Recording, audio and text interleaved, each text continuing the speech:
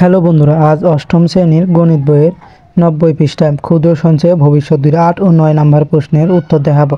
তো চলো দেরি না করে ভিডিওটা শুরু করা যাক। তো 8 নম্বর প্রশ্নে রয়েছে 9% হারে 2000 টাকা 10 বছরে মুনাফা, 8% হারে 5,000 টাকার কত বছরে মুনাফার সমান হবে। তো আমরা এর উত্তরটা লিখতে পারি। প্রথম ক্ষেত্রে মুনাফার আর সমান 9%, তবে 100 এর 9 ভাগ 0.09 টাকা। সময় n সমান 10 বছর। আসল পি সমান 2000 টাকা। মুনাফা আই সমান পি আর এন। 2000 গুণ 0.09 গুণ 10 টাকা, অতএব 1800 টাকা। দ্বিতীয় ক্ষেত্রে আমরা লিখতে পারি মুনাফার হার আর সমান 8%, অতএব 100 এর 8 টাকা, 0.08 টাকা।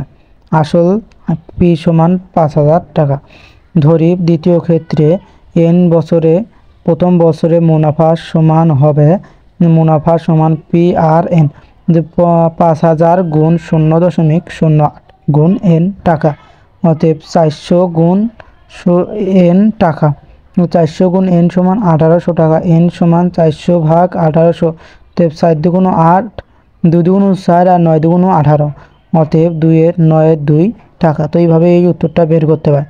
দ্বিতীয় নম্বর উত্তরে 13% হারে 25,000 টাকায় 6 বছরের মুনাফা কত মুনাফা হারে 20,000 টাকায় 8 বছরে মুনাফার সমান হবে। তো আমরা এটির উত্তর লিখতে পারি।